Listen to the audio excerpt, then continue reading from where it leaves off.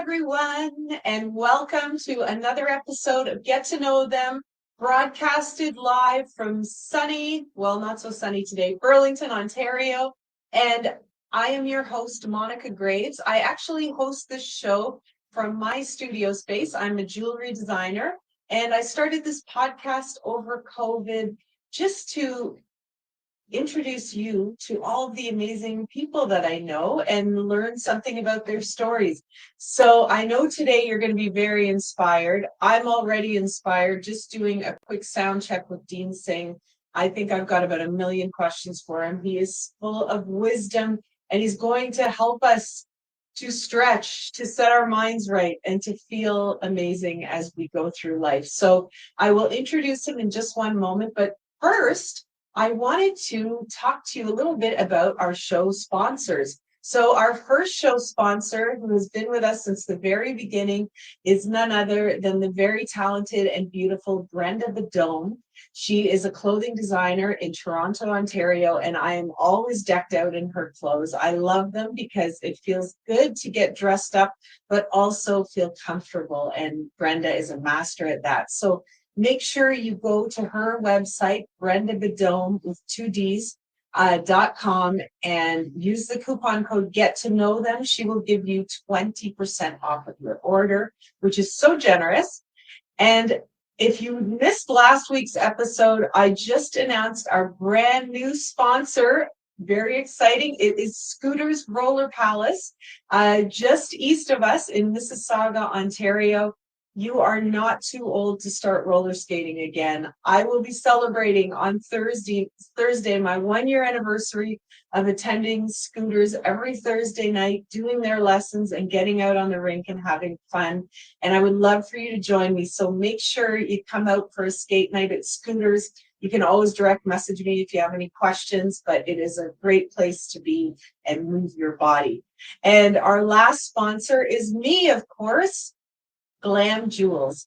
That is the name of my company. You can check out my website at glamjewels, GLAMJULZ.com. And this time of year in particular is very near and dear to us because we launch our Three Little Wishes program, where we have designed a little necklace, which I'm wearing right now. And they are $35. They are called our Three Little Wishes necklace, and the proceeds go to a very special family who are suffering from the financial burdens of cancer. So this year we are helping a young father. He's 37 years old and he has brain cancer. He's married and he has 4 children, and we would certainly appreciate your purchase or your share, whatever it is you can do to help us get the word out about our Three Little Wishes program. And by the way, if you have a cause that you're passionate about, that you want to raise money for, please let me know. I am always helping people. You may have seen it on a past episode, one of our guests, Kim McDonald. She's a breast cancer survivor. She is, you would see her smiling face on the Weather Network. And she just launched a campaign with us to raise money for Breast Cancer Canada. And she was successful in raising $2,500 with her beautiful sunflower bracelets. So we love to collaborate with other people. We love to help communities. So please don't hesitate to reach out if you have an idea. And I would love to collaborate with you. So are you guys ready? It's time to introduce Dean Singh. This is going to be great. Okay. So Dean has been working as a personal trainer and fascial stretch therapist for over 10 years. Dean believes that we live in a society that works against our overall wellness in body, mind, and spirit. He says our surroundings keep our stress levels consistently high, and our jobs put our bodies under an unnatural physical stress, prohibiting our bodies from moving with freedom. We were born as three-dimensional movers, but because of our adaptation to the modern lifestyle, which for many means sitting at a desk for hours a day, most of us find ourselves restricted to 2 dimensions. In day-to-day life, this means aches and pains during even the most routine activities like folding laundry or walking upstairs. In the gym, this equates to a lack of range in squats, deadlifts, presses, chin ups, and more. Dean says that a lack of mobility in muscular tissue and joints results in slower progressions in terms of strength, endurance, and aesthetics. At a minimum, limited mobility means limited gains, and that's if you're lucky. In a worst case scenario, it can lead to debilitating chronic pain, forcing you to put your fitness goals and quality of life aside indefinitely. Dean guides his clients to work through these restrictions and eliminate them entirely through a combination of fascial stretch therapy and intelligent training. Dean helps people to move the way they were born to. I'm into that. Here he comes. Dean, Monica, thank you awesome for to having have me. you here. Oh my gosh, I'm so happy you're here. This is great. This is so on point. And I think we're all feeling achy right now this time of year as it gets colder. We really realize quickly after summer how limited our mobility is because we tend to move more freely in the warmer weather. So this is the best timing to talk to you about this. No, certainly, it's always a good timing to talk about movement because that's Yeah. one thing we consistently do, whether we are doing it with awareness or in the absence of it. So now what you just said, it's generally expected that when the winter season comes, you're gonna feel rusty. And guess what? Most people feel rusty. Be a product of our belief system. At the end of the day, it's not the winter, it's not the temperature alone that's dictating our movement. It's a lack of awareness that doesn't allow our body to adapt to the changing environment. Because we Right. look at the changes outside of us and we surrender that, okay, this is how I'm supposed to feel. Either it's aging or it's weather or whatever the case might be. But we forget one important thing that um, physical feedback, achiness, rustiness is a feedback that requires you Mhm. to do something about it. And through my practice, I just coach my clients just to understand that pain is not your enemy, it's here to guide you. So don't chase it away. Just sort of sit with it, bring your presence to your body, and you'll be amazed just by sitting with it, grounding your feet, adding a little bit of engagement in your core, you start to notice that your body says, okay, you know what? I feel better right now. The -5 doesn't feel that bad at the moment. So it's a mindset, it's a belief system, and it's how we are conditioned to believe that your body just goes down this direction when you're Mhm. aging. But I'm here to debunk those beliefs. That's Good. not I true. can't wait. That's great. We're totally going to debunk this. And what I really want to know, because you're so committed not only to the body but to the mind, and you're really helping people. I want to know about little Dean. Like when you were a young man, what did you want to be when you grew up? Do you remember your first kind of thought about that? Uh, I don't think I ever had a thought of what I wanted to be. I grew up in India. I moved here when I was a full-grown adult. I manufactured and raised in India, 100%. So I moved to Toronto in 2004, 18 years ago, and things shifted. But from what I remember growing up, it just I come from a business family. My dad had a flour mill, so essentially, the path was sort of either predefined. You can go into family business, or you can go down the intellectual route of doing certain graduation degrees. And I mean, if any brown people are watching this, at the end of the day, it all comes down to being an engineer, doctor, or in IT.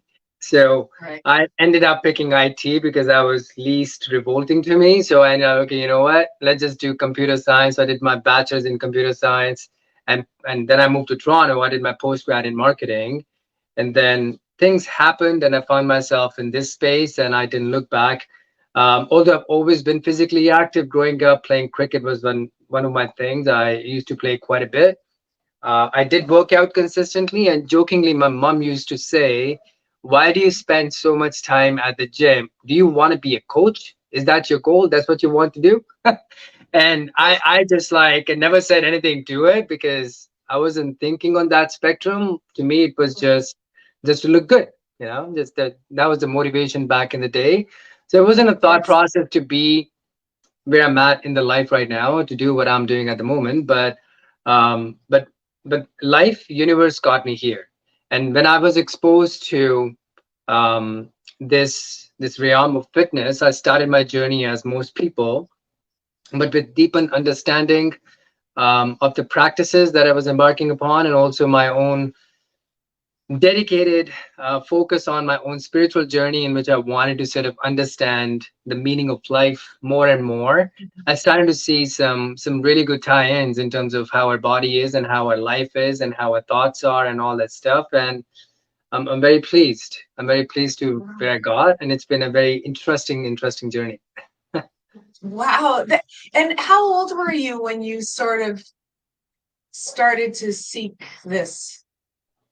You know, See, like go as a on your professional. on like on it's like to take this spiritual journey and were you always spiritual like growing up in your family, or was it something that came to you later where I come from a Sikh family, very dedicated okay, Sikh family. So, I mean, I'm missing a turban because obviously I'm not that yeah. that tuned in into the cultural or the religious aspects of it. But I do understand the messages the religion actually brings upon, and I grew up around that environment. I don't know whether you know of the Golden Temple. That's one of the pinnacles of gurudwaras or the temples for Sikh people, and that's a city I'm from. I grew up playing at Oh. that temple a lot. I was really fortunate enough to be exposed to that spiritual vibe. That's how I look at it, because Mhm. all organized religion, at the bottom of it, at the base of it, there's a big sense of spirituality, which sadly is missed out, and we just look at the surface value of what is in front of us and we just start to practice things. But as a Mhm. child growing up around those settings, I guess I took in a lot of those information. My mom used to listen to literature from Hindu religion too a lot, and being exposed to Sikh methods and all that stuff. And so there was some kind of groundwork being established. I would say some seeds sprinkled over when I was a young child. And Yeah. after my daughter was born in 2014, I mean, obviously I got into a state of hustle mode like most people. And, just when the moment I realized when she was born, and, all the things I check now, got a wife, got a house, got a car, got a kid, but I don't really feel any fulfilled or different. I Mhm. don't really know what's going on. And that's when I came across Eckhart Tolle's Power of Now. And I did not vibe with that book at all. I started listening to it, and it was so slow in its communication. And I just like, oh my goodness, this is why am I subjecting myself through this Yeah. Dean, culture? that book is so hard to read. I'm still trying to read it. Yes, I picked it up and put it down so many times. and then I discovered Four Agreements by Don Miguel Ruiz, and that was sort of like Uh, a softer book with a similar message. And I listened to that book, and that really resonated well with me. And since then, I've listened to a lot of authors: Wayne Dyer, Michael A. Singer, Alan Watts, Philosophy of Stoics, Joe Dispenza, the New Age guys who basically now are explaining these things through science. So all these things have transpired over the past, let's say, 11 years within my life. And mhm. um, getting me to the point that not looking at the connective tissue that I work on to treat people, it ended up being looking at connections and looking at the body in a totally different divine way. All of a sudden, a thought came to my mind that I've never seen any deity in any religion with a bad posture. Why is that? Mm. I couldn't even if you look at some figures from Buddhism in which you're looking at really voluptuous figures, and even they are sitting in immaculate spinal alignment with a sense of ease in their eyes, with a profound smile. So there was a certain level of alignment that that's showcased through every individual, whether you're looking at Greek gods, you're looking at Hindu deities, you're looking at even Jesus Christ. He wasn't buff, but you can tell just from top to bottom, there's a level of alignment. Physically, mentally, there's a level of peace in the eyes, there's a level of serenity in the face. And I was like, you know what? Posture is more than what we think it is. And it's That not I it's just not want a to say that is quite an observation for you to make. looking Yes. across all the different religions and looking specifically at posture. That's fascinating. And That I dedicate that to my kids too, because in 2017, my ex-wife and I, we ended up traveling to Sydney for a job and everything, and I took the role of being home with the kids. Were 1 and 3 at that point. My son just started to move, and my daughter was also flawless movement patterns. And I was starting my journey as a fascial sweat therapist at that point, understanding the movement, uh, working a lot of my own physical pain around the right shoulder, around. I was in a state where I noticed I would breathe and I would have a pain in my upper chest. Went to doctors and there was no clarity, but solutions offered to take cortisol injections to sort of to alleviate the pain, or perhaps a surgery because you have an extra rib. I never heard of that before. But through observing my children and understanding of the fascia, I started to sort of go back to fundamentals of the breathing, just like I noticed how pliable their bodies are and how unrestricted they are. And I was like, if I were to look at the relative strength my 1.5-year-old has, it's way more than me because he doesn't have that much of a muscle mass on him. But how can he squat so properly or bend so well? So it came down to restriction. He doesn't harbor any restriction in his body or in his mind. So there's no doubt when it comes down to approaching movement. There's no fear when it comes down to approaching movement. And the body's structure doesn't offer any resistance on the level of joints. So it's starting to sort of spark my interest in looking at movement from a different level. Before that, I've followed good old fashioned conventional ways of training quite a bit. But that year and a half when I was in Sydney totally revolutionized my outlook towards posture, towards movement. Started with application of certain things on my body and turned into what I practice with clients. And just um, bringing posture back to them, bringing alignment back to them, not just physically, but also mentally, because that to me um, serves us or disserves us so much more than we think. And even though my journey started with a disconnect from Eckhart, that was in yeah, 2014, and the midway through the journey, then I started listening to the book, and it made absolute sense to me because subconsciously, my conscious mind had now they both have sort of come to a certain level of balance to mhm, take in that information and in a way that it made sense to me. And this year, I finished a course with Eckhart to become a teacher of presence, which I look at as a life coach certification. Or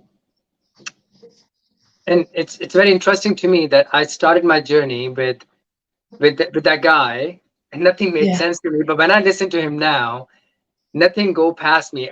It just hits.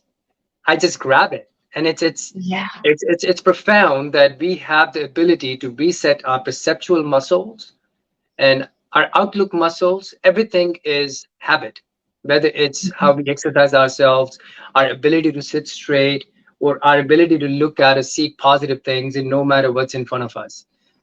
mhm, And it's become my pursuit to practice, to pursue the mastery, because mastery is something that doesn't exist. Because if you become a master, then you can't grow anymore. And we are not here to yeah, be in a stagnant state ever. We are here to grow for as long as we live. But it's humbled me to the point that I know this is going to be a lifelong pursuit.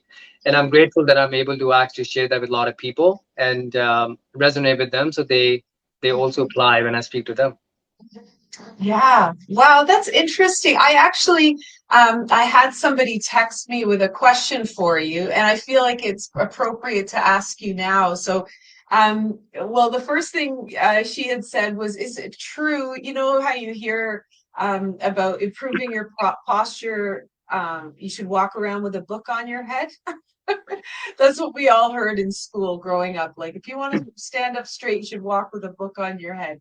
And is that a myth, or is there any truth to that, do you think? Well, I would look at that activity, Monica. So what Hmm. happens? So instead of looking for the answer, is that true or wrong? Yeah, Look at what happens when you are putting a book on your head. What do you seek?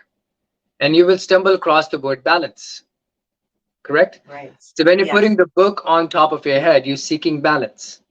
All right. So if you do it right, and if you're connecting to that balance through your center, the terminology I use for posture is grounding, engagement, and maintaining it. I use the acronym GEM, GEM. Okay, it's easy to Mhm. remember: ground, engage, and maintain. So that's what you essentially try to do. The moment the book goes on top of your head, you're stabilizing your feet. All right, and most Yeah. cases, naturally, you will exhale. So all the viewers right now, whichever position you're in, if you were to push your feet into the ground, or if your butt's touching the seat, all right, just push Mhm. your butt into the seat. Whatever is touching your body from the environment, make an intentional contact with it. Step two, exhale, and you will create a bit of tension in the core, and naturally you will find yourself in a better aligned and vertical state. So now, if you're able to master that in any position, now you're creating sense of stability, which allows you to sort of create balance, which allows you to do any activity with a little bit more ease. So if there's a book on top of your head, and through the art of practice, in our society, that's what we have learned. Through the art of practice, we learn how to activate our core because we want our body to do the heavy lifting of figuring it out. Intellectually, we Right. don't tune in. We don't look at what happens during that process. All we know is if I do planks, or if I do squats, or if I do farmer's carries, or single leg, just standing poses, or I do yoga, I will improve my movement. But if you take a step back, what happens when you're doing or using all those tools? Because that's all they are. They're all, in a Mhm. common sense, they're doing the very similar thing every single time, and that is bringing you to your center. They are helping you ground, they are helping you engage your core. But what if you bypass that process of repetitions and just focus on that two integral components: ground, engage, and then maintain your breathing into your diaphragm so you stay connected to your core. The different levels of it, which I use into my coaching. I look at example as in a car. If you're driving manual, there's different gears, right? One, two, three, four, Mhm. five, and depending on where you are, you choose to go at whichever gear you want to be on. But there's no point you want to be in driving mode and you are in state of park. No, you won't be. Right. You will be in gear one, depending on if your intention is to move forward. So to me, our ability to ground and engage is our intention to move. In the absence Mhm. of it, we are expecting our body to wing everything, and body will still do that because it's so obedient. It will always Yeah. adapt. One thing our body does uncannily throughout your entire life till your last breath, it will keep trying to adapt to make your life better. But if you are not feeling that betterness the way how you feel, that's because it's adapting to your lifestyle that has a lot of gaps. Okay. So Mhm. going back to the answer to that question about the book on top of your head, absolutely. If you were to sort of put a book on top of your head and start walking around, perhaps in about a month or so, practicing it, you will stumble across that balance. Or when you put that book on your head, create that balance and you will have it right there and then. You won't have to wait for Okay. months to get there. Does it make sense? Yeah, that makes a lot of sense. Yeah, that is so great. And another question that came up was, if you, let's say in your life you've had you've had some, not so great things happen. You've been judged at school, as a kid. You've had a hard time from your parents. You've had all of these things that have caused you to be more withdrawn, more shy. Um, you know, these types of things, and now it's showing up in posture, even though maybe you've worked through those things in your lifetime, and you've come out to be, I'm a confident, well-rounded person, but you still carry the burden of those old things like in your body.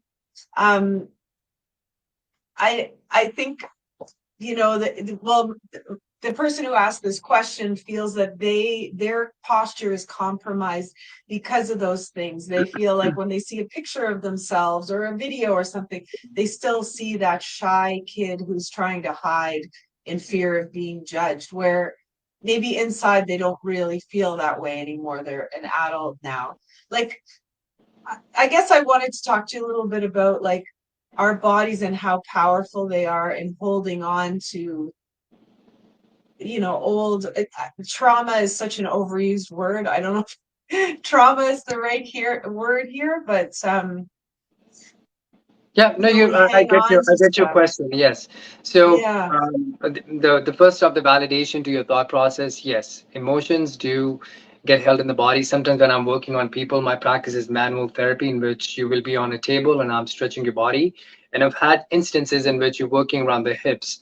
And there's a saying too that your hips is where the soul resides, and psoas is the muscle that holds on to majority of the tension. A lot of times, um, in my professional career for the last 13, 14 years, I've been working on people now, over 10,000 hours of action manual work on people. I've had a lot of people just started to sort of cry or laugh just for no reason. There will be no explanation to it. And your body holds on to all those things. Now, going back to the question about what you acquired when you were young, but now you're old, you have overcome all those things, but I'm stuck with a body that that manifested as a result of that initial trauma, initial neglect, initial shaming or guilt or whatever, all those good emotions that we try to, just run away from. Mhm. But Yeah. essentially, they're also emotions. They're part. It's like almost you went on a buffet of emotions and we just picked two: happiness and peace. I don't want anything Yeah. else.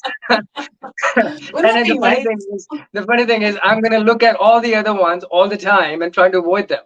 I'm not gonna think of Yeah. the happiness or the peace for the most of my lifetime, but I'm gonna look at every single thing else, and then all my Mhm. actions will be catered or geared towards me trying to avoid every single thing that's on that Yeah. table, but those two things. But I'm never gonna think about happiness. I'm never gonna make that a choice. Um, I mean, I come from a very similar conditioning. I felt growing up was my parents were very loving, and I'm grateful for what they have done for me. But I do feel that I came from a society that dictated a lot of the things in terms of how I did them, how I conducted them, um, and that left me with the child wounds internally, in which there was acceptance I was seeking as an adult from everyone else around me, just to feel, Right. just to sort of like fill that void, which is a common Well, story in majority of the people.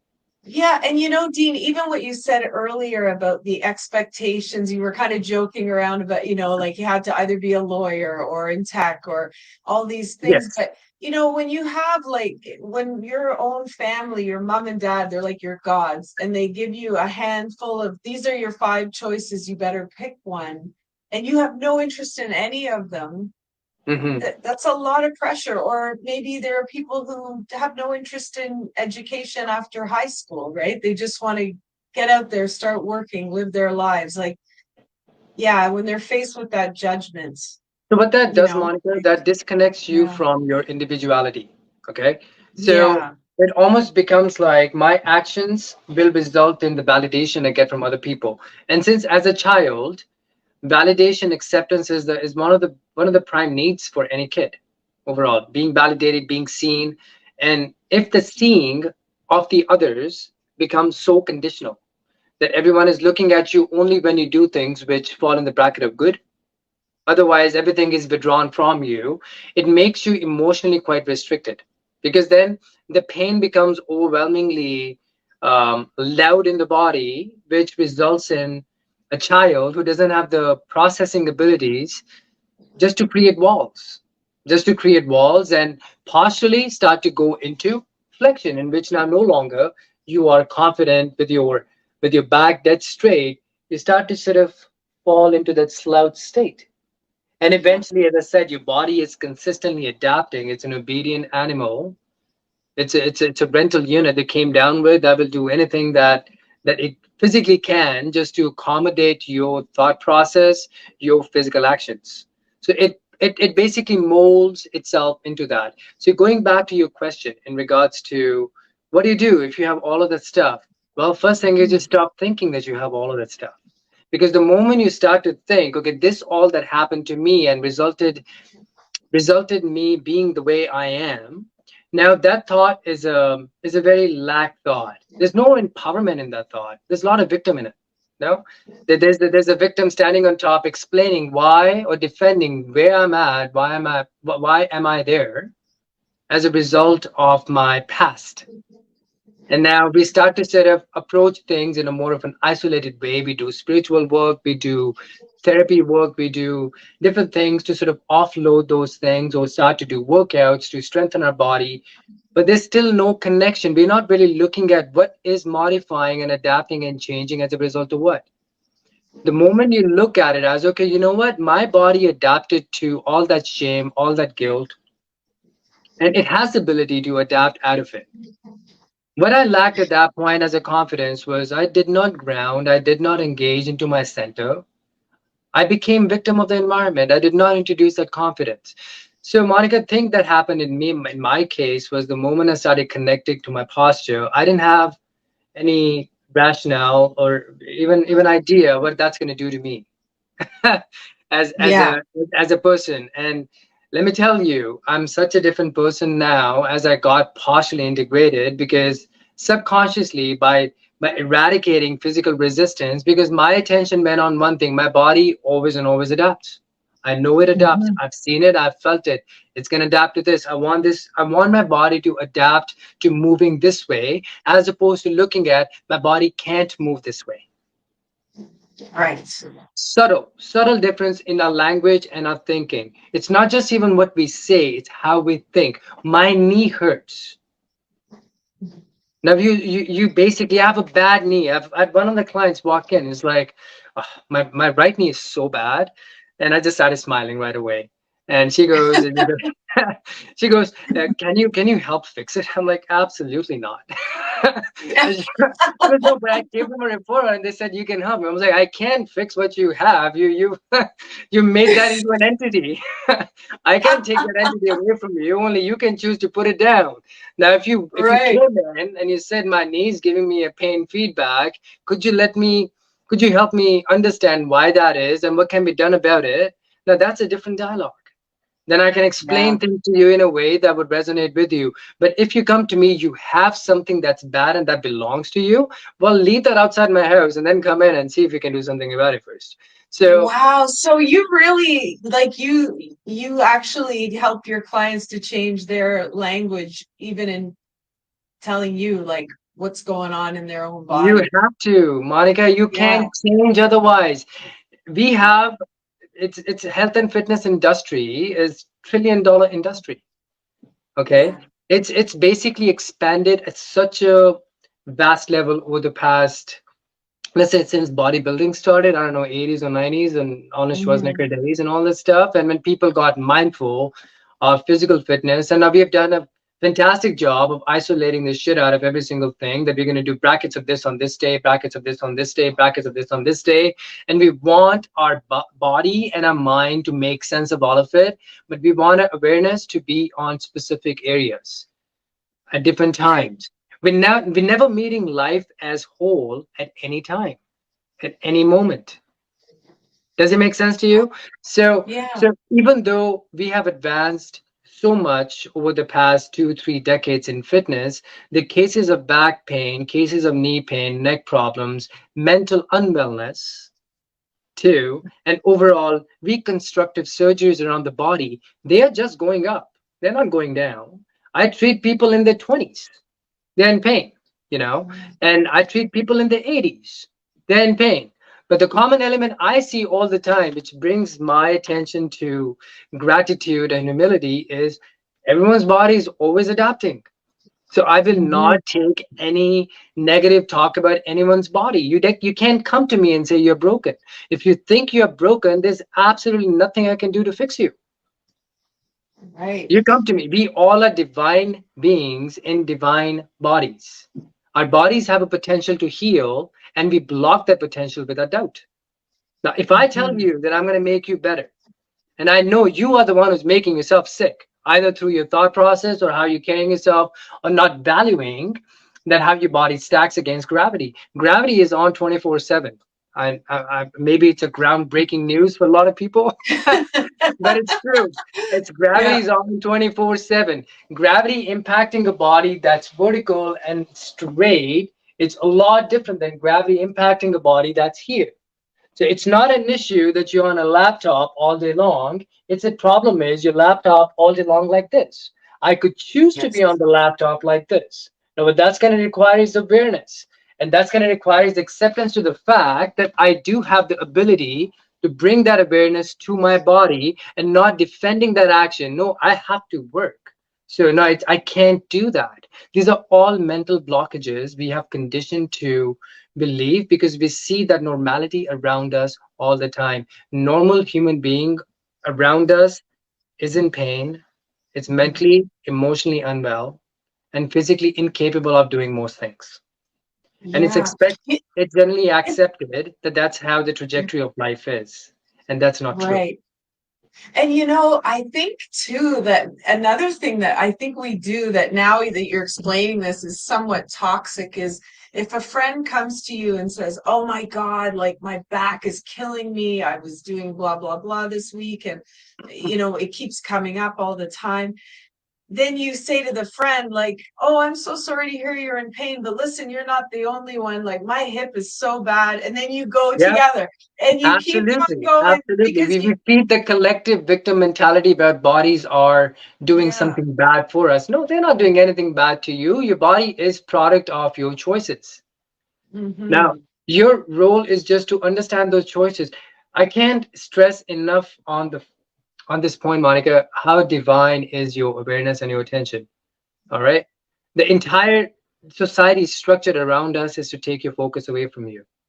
Media Yeah. or internet or streaming services or sports or whatever you want to look at. Everyone wants your attention because attention results in monetary gains or energetic gains, one way or the other. Same thing with your body.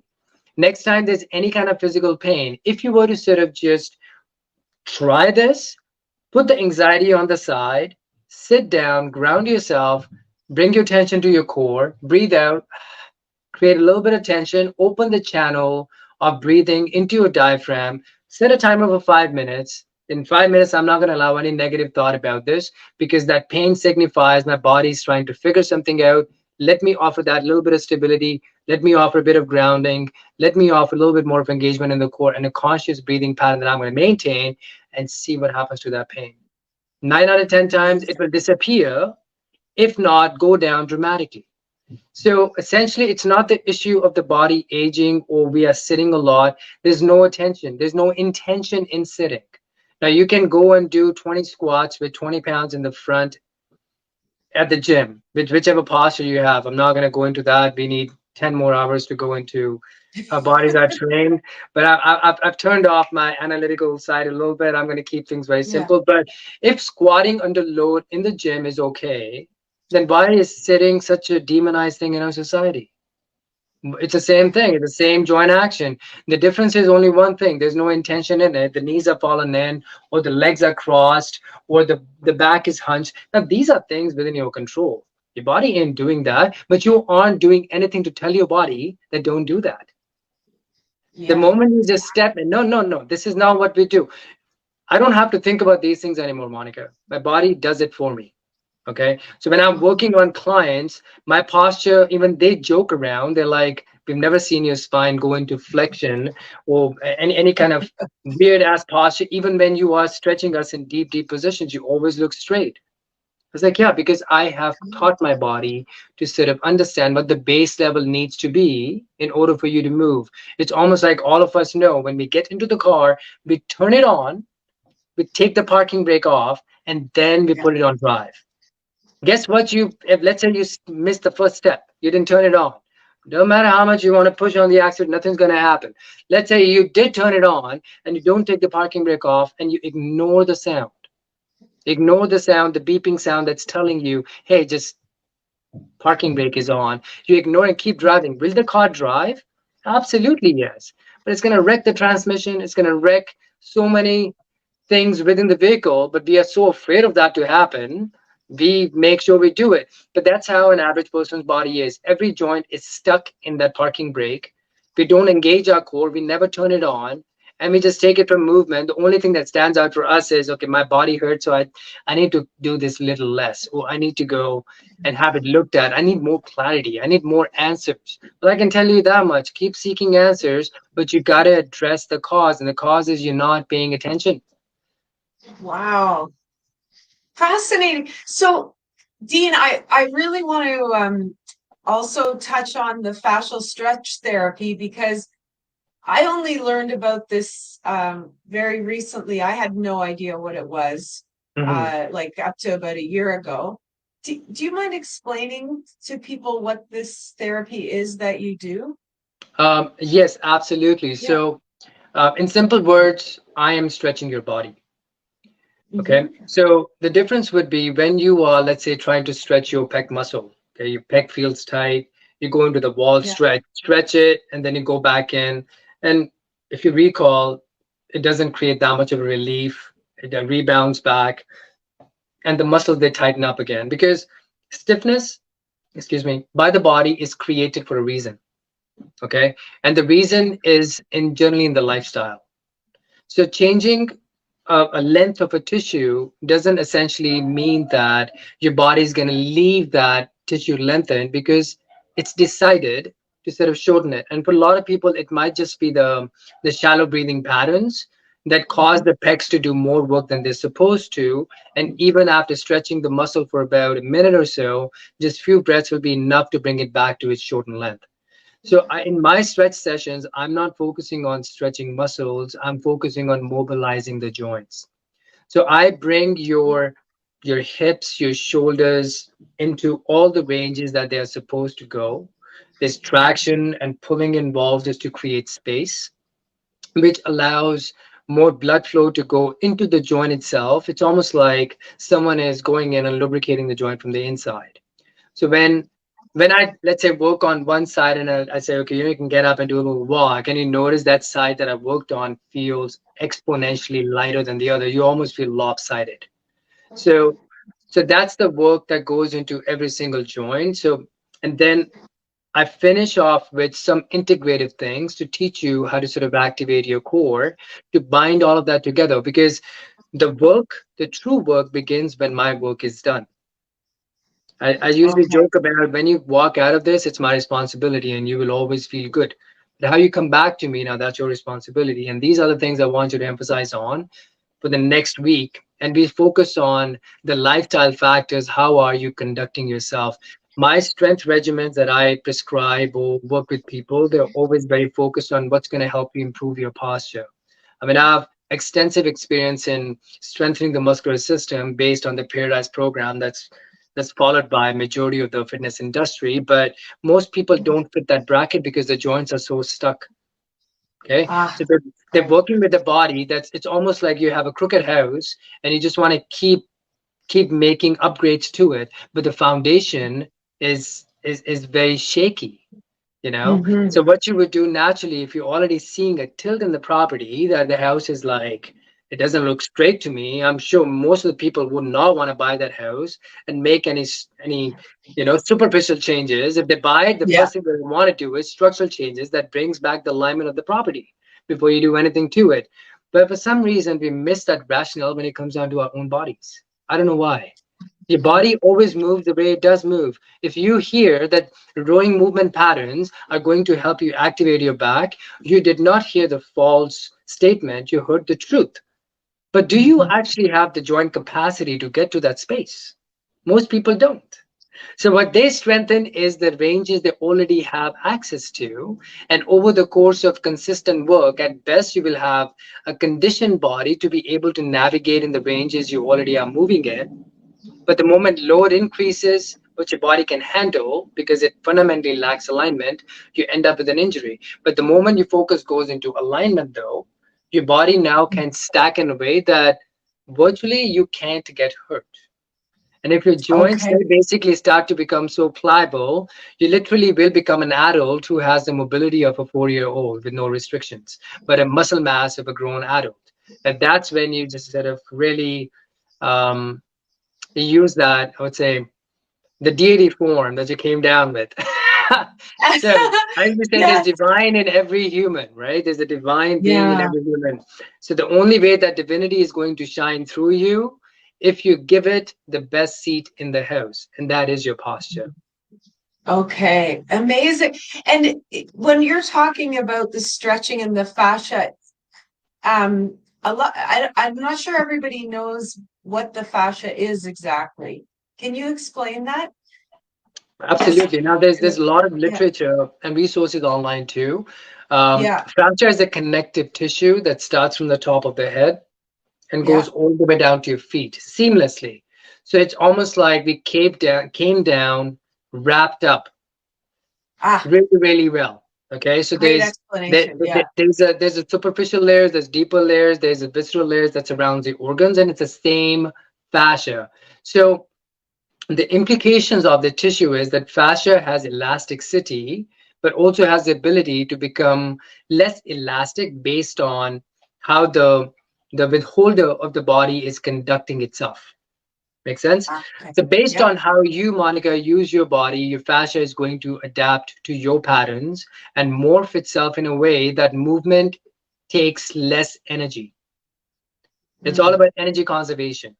Okay. So even a posture that screams, kyphosis, or which results in a body that ends up being in pain, that's also a cry of the body to go into energy conservation mode. So it sort of wants you to basically be able to move in the planes you are moving with least amount of resistance being offered through the other planes. So since we don't have that much variety anymore within our lifestyles and movement, so we are Mhm. just left with limited pliability of this structure. Practices that can help with it would be yoga. You can lengthen yourself, you can stretch yourself. Even just doing this, just going into some big circles, maintaining your core Yeah. integrity alone can create really good tension in the shoulder. You notice after doing 5 circles, the shoulder feels a little bit lighter because you're trying to tap into the structural integrity of fascia. Make sense? So Okay. fascia Yep. wrap everything internally. So when you do a squat and you have gazillion muscles helping you stabilize in that movement.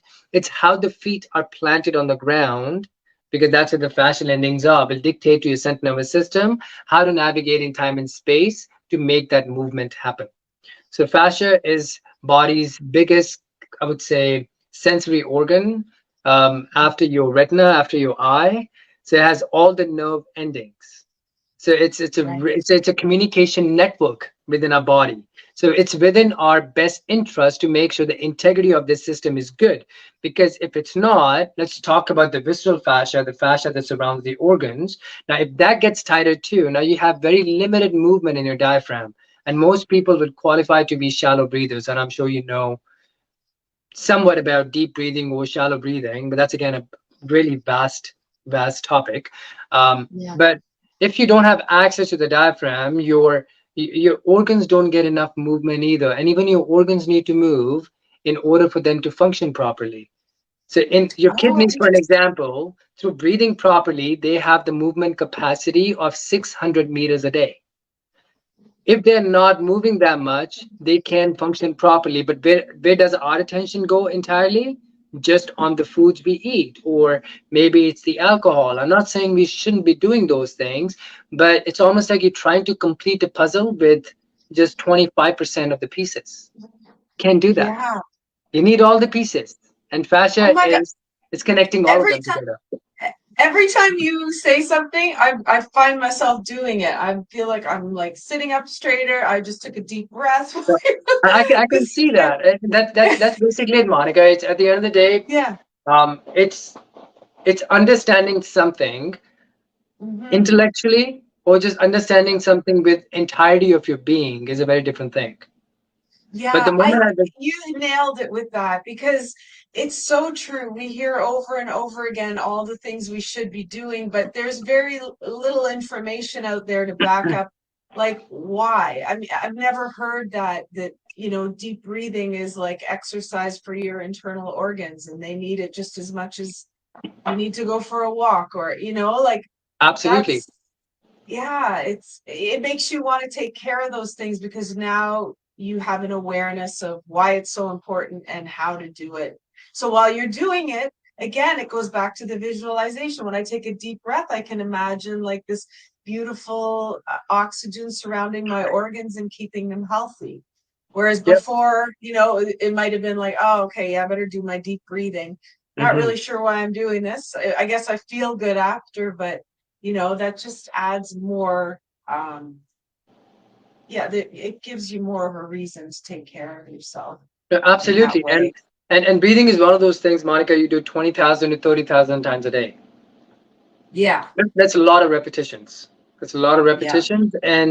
Um, and the beautiful thing happens is breath connects you to your posture, and Mhm. posture gets you out of your mind, which is a good thing. If someone tells you, "Are you out of your mind?" Just give them a big hug. Yes, I am. Thank you. Thank you for noticing. I've been working so hard. That's So I mean, awesome. I love it.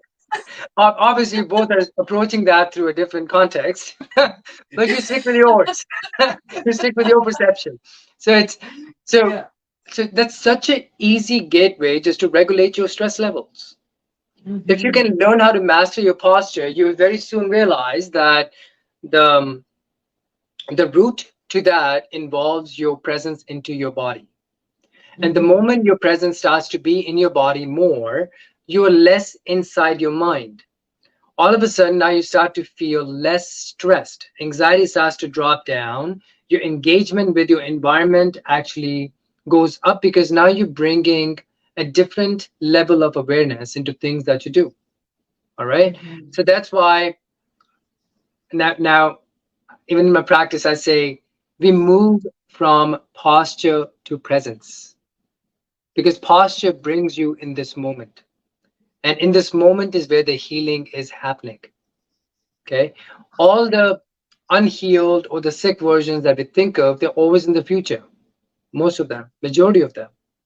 You may have a symptom, but your own personal diagnosis based on Wikipedia, that's basically in the future. You know, what's going to happen as a result of that. But we still miss the big piece of the puzzle, which are always within our control. Always and always. If your body partially is not erect, guess what? You got a huge opportunity to optimize your physical structure on every single level. All systems are connected, every single one of them. No system in your body works alone. They're all That's codependent, every single one of them.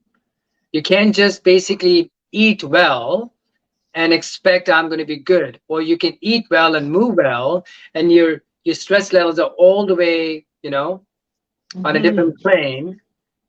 Even that's not enough. But when it comes down to posture, now that's one unique thing about posture is posture requires all those things to be in place. It yeah, requires your amazing. breath to be in place. It requires yourself to be in your body to be there. And more time you spend in your body, you start to very soon realize how I eat and what I eat impacts my ability to sort of engage my core. So maybe I should not consume that enough. And that allowed me to sort of make dietary changes, not out of rational thinking, or that's bad for me or that's good for me. It essentially, okay, you know what? I'm addicted to being in a good partial alignment, and that doesn't suit this. Perhaps I shouldn't be doing this that often. Okay, well, that was going to be my next question, and we're just at about 10 to 2, so I don't want to take up all of your time, Dean, but I would love to know, um, we're learning more and more about sugar and the damaging effect. They're calling it now like the worst, drug that any of us can consume. And I just wondered what your sort of take on that was. Healthy eating. I think most of us know how to eat healthy. Maybe there's, certain things like we're unsure of how many grams of protein should I actually be eating and how many cups of vegetables, and we can find that information out easily. But, sugar is something we all love. And it's an emotional thing. Now Christmas time is coming. We can't Mhm. wait for certain recipes, all these kinds of things. Like, how does sugar affect the body? Well, there's a lot of science to back up the argument that sugar causes inflammation internally. So the issue is not the actual sugar alone itself. It's a spike of the insulin within the body when the blood sugar levels they go up. We are not moving enough to justify the consumption.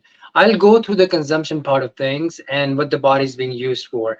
You got a car and you want to go fill it up, but for some reason you don't want to drive it. But for some reason you want to fill it up every day. And then a research comes out, tells you gas is not good for the car.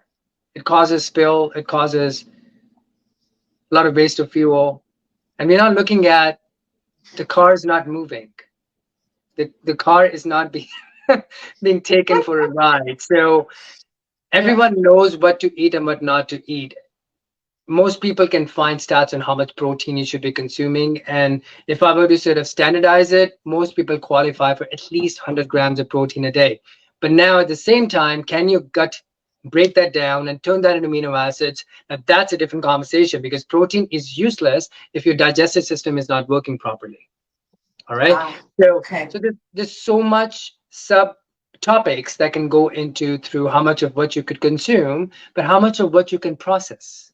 That's one that's one again change of thinking less about consumption, but think about why am I consuming this, what am I doing with this body just to be able to consume this. Now you could bring that argument to a different conversation, how much we should work out in a day. I don't think there's any level of exercise you can do just to compensate for the lack of activity in the body 24/7. You need to be on when you are awake. Your core needs to be on when you're awake, when you're moving, doing anything. Get there and then start looking at consumption part of things, what your body is able to handle or what your body isn't able to handle. Are you with me? Is that making sense to you? Yeah, I see what you mean. So when I wake up in the morning, uh, yeah, like even having my breakfast in the morning, like sometimes I'll like be half on the couch. I know my posture is not ideal there, but to Yeah. sit up at the table and really, be aware of Engaging the my core. core, yeah, Even and right now when you're sitting continue that down, you throughout can the day. even right now you're sitting down, you can see there's an effort, Yeah. right? So there's an effort. Why there's an effort? Because your body is doing something different to stack itself. So we can look at the science that proves elevated blood sugar levels in the body, they result in faster oxidization of the cells, which is not considered to be a good thing. So in simple words, more cells die and less cells are being regenerated. Okay.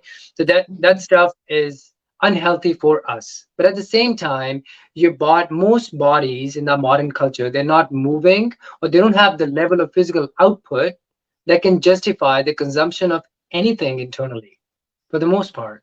Okay.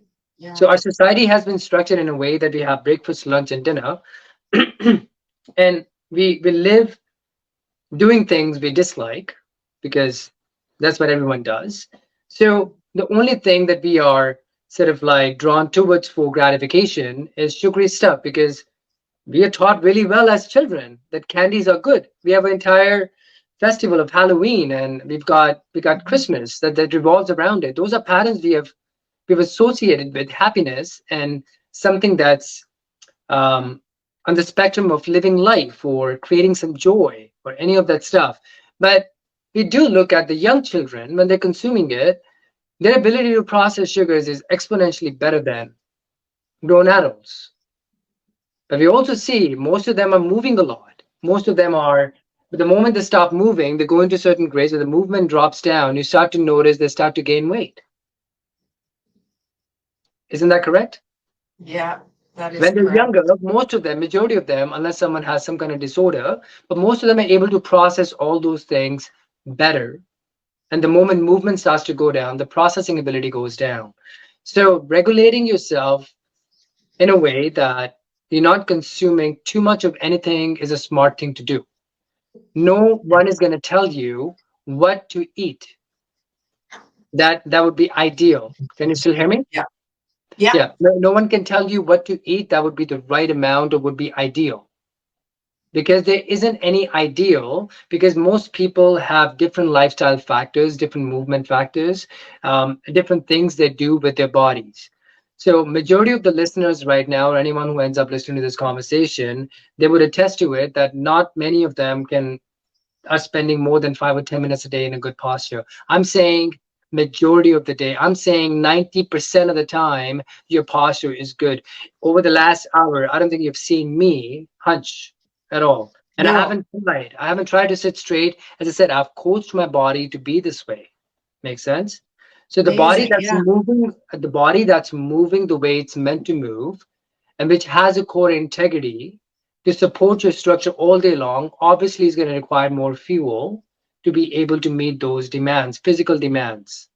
Okay, Mhm. so we are So going what through a you're time. saying, Dean, if I sit up straight, I can eat the donut. You can eat the donut, but at the same time, as I said, when you start to sit straight and make posture your key Yeah. focus in your awareness, you will see which Yeah. things agree with you and which things don't. Right now, not Okay. eating a donut is coming through a thought process of this donut is going to make me fat and it's not good for me.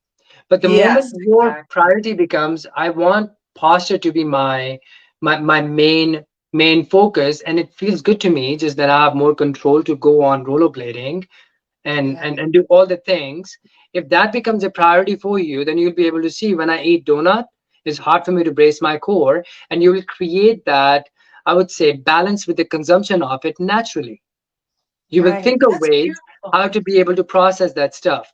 So, but if Mhm. someone tells you something is bad for you, guess what? A lot of people know what's not good for them, but they still do it anyways.